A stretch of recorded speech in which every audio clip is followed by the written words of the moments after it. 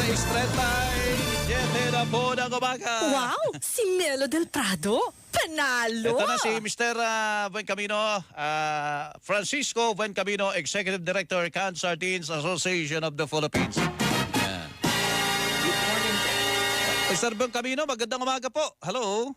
Hello? Yes, good morning. Magandang umaga rin sa iyo. Opo, ay kami po'y napatawag sa inyo sapagkat nauna yung pamasahe. May balita kami sa pamasahe sa jeep, 1 peso. May nasulyapan ko itong balita sa Can Sardines Association of the Philippines.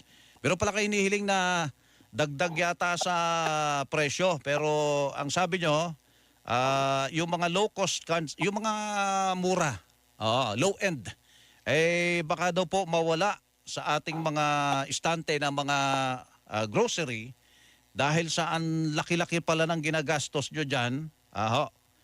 Over the past several years, yata, humihiling kayo ng dagdag na presyo dyan. Ano po bang balita, Mr. Buencamino, tungkol dyan?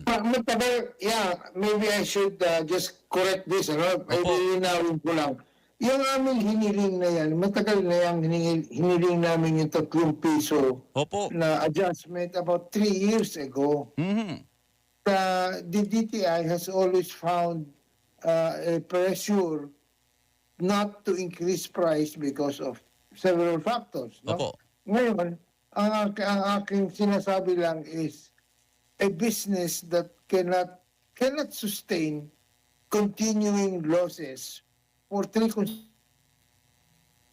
years, consecutive years. without being... Mawa naman yung...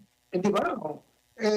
Ngayon nabalitaan ko na nag-announce na naman si Secretary Roque, Cristina Roque, Mhm. na they will not allow any increases in SRP prices. Opo. So this is another year that we will have some problems. Na ngayon, siyempre pinag-uusapan namin yan. Merong mga dificultad, merong mga may challenges sa amin. Number 1, 9 months a year lang kami pwede manghuli ng isda. Opo. Dahil may close fishing season tayo, di May ba? close fishing kami, Oho. which helps regenerate the stocks that are available to us. Correct. Ang problema, isa pang problema, ang tamban o sardinas, malapit sa shoreline nahuhuli. Ang municipal fishermen ang nakakahuli niyan, hindi commercial fishing. Opo. But they don't have the capacity or the capability to catch much of that. Una-una, wala silang interest dahil mura yung isdang yan eh. Opo. Hindi sila nakikita ng mabuti na inahanap nila yung mga talakitok, bangus, yung mga higher priced products. Mga lapu-lapu, mga ganon. Yes. So kung napag-iiwanan yung interest nila sa tamban, Oho. kukunti nga ang supply. Opo. Now, the reason we're asking 3 years ago ng adjustment is because ang gasolina umakyat na lang umakyat, Mhm. ang dollar naman lumakas na rin, at ang importation namin ng imported tin sheets para gumawa ng lata, tumaas, malaki itinaas. Mhm.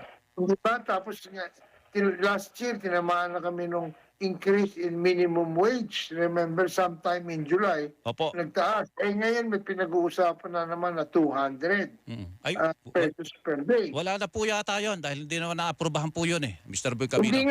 nga. So, Opo. mabuti naman at mga protestang pumasok sa Office of the President, huwag payagang mag-increase. No? Opo. So, yan ang isang problema. Meron din hindi alam ng taong bayan natin, mga consumer natin. Ang tubig ng Pilipinas ay 3 klase. Merong municipal waters, may commercial waters, at saka yung hindi natin pinakikialaman yung barb, yung sa Bangsamoro na water. Opo. Hindi naman kayo pwedeng makapasok doon sa municipal waters, kayo mga commercial fishers. Opo, bawal. Exactly. Opo. Exactly. That's the problem that I'm bringing up. Opo. Na Tamban chases its food supply or food chain nila sa shoreline, malapit sa shores. Mhm. Hindi kami nakakapasok dyan. Mhm. So, the Department of Agriculture has worked out for us a possibility to enter our commercial fishing Mhm. nearer to shore, no?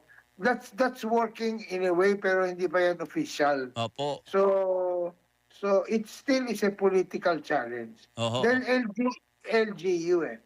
Ngayon nakita mo itong sa video na pinapakita, di ba shoulder to shoulder ang tao? Opo, oo. Magkakatabi lang sila. Oo. Magkakatabi. Mm. Nung pandemic, ang laki na naging diferensya niya. Nakalahati yung mga tao namin dahil sa social distancing. Oho. Meron na naman pinag-iingatang possible outbreak ng dahil lumabas na naman sa Singapore yata at saka sa Thailand yung COVID. Oo. So, pag nag-social distancing na naman, bababa na naman ang Opo. capacity namin to Opo. produce. So, Mr. Boy Camino, ano ang namibiligro dito? Yung mga, kasi iba-iba naman po yung sardinas natin, di ba? Meron Iba-iba. Opo. Meron kaming standard grade, meron premium grade, Opo. meron low cost grade, Mhm. no?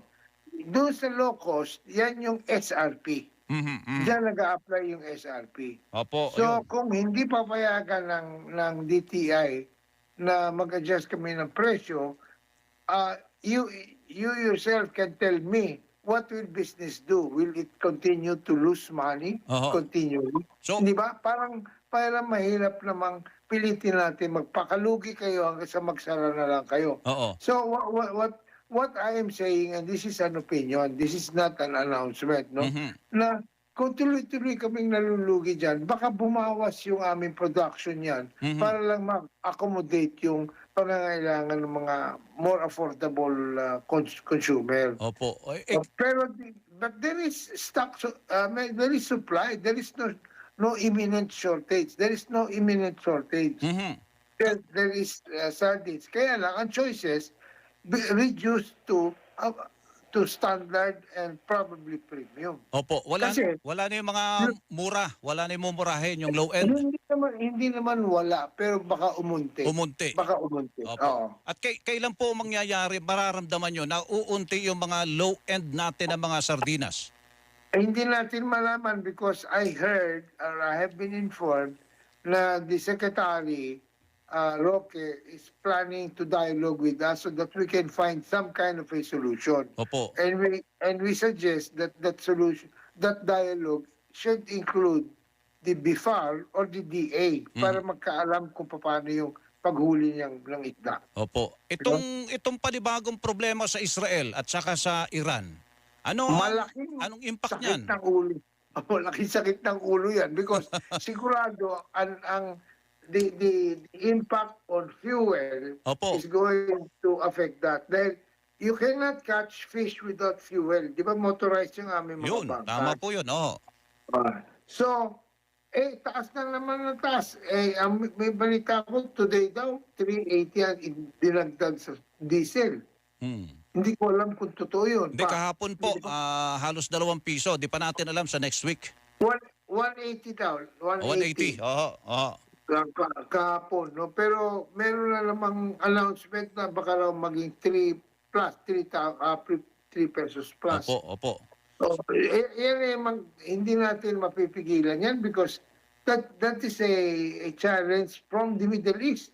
Nag-aaway sila. Israel is bombing Iraq, no? Or Iran. Iran yata. So, ang dami nang namamatay and so forth. So, that will escalate. And when that Opo. escalates, Opo. Pati yung ano nyo, maapektuhan. pati yung tin na ginagamit nyo dyan, di ba? Sa lata. Opo, sa pakete. Imported. Imported yun. Imported. So, ngayon, may problema naman, hindi naman magkaintindihan sa Amerika yung taripa. Yung taripa, hindi malaman kasi pinagbawal ni Trump yung importation from Canada, etc. ng iba-ibang produkto that leads towards Iba pa yun. tin sheet production. Naku po. So we have to also meet up. We have to meet up at kailangan hanapin natin yung pagtaas ng mga production cost. Opo, sige po. Mr. Ben Camino, masaklap na balita po yun sapagkat yun yung low end ninyo ng mga sardinas, yun yung kayang-kayang bili ng mga kababayan natin. At mabilis na ihanda yun sa umaga at binabaon pa ngayon. Pag yun po ang nawala, ano na ang babaunin ng mga nagtatrabaho sa construction o saan man, di ba? Yun na nga eh. Kaya ayaw naman namin mangyari yan. Mhm. So, as much as possible, we are trying to absorb Mhm. as much as possible what we can absorb. Sabi nga ni Secretary Roque, malalaki naman kumpanya yung mga mangisda. Alam mo bang, nag-reduce na kami ng number of canneries Mhm. dahil sa hindi nila makayanan na tuloy-tuloy nalulugi yung mga ginagawa na Opo. produkto. Opo. Sige po, Okay? Mr. Ben Camino, salamat po sa panahon at sa paliwanag. Magandang umaga po sa inyo. Okay. Good morning to you too. Opo. And to your fans. Opo. I'm a listener to your program every day. Ay, thank you po. Salamat po sa inyo. Si Mr. Okay. Mr. Francisco Ben Camino, Executive Director, Canned Sardines Association of the Philippines. Yun o.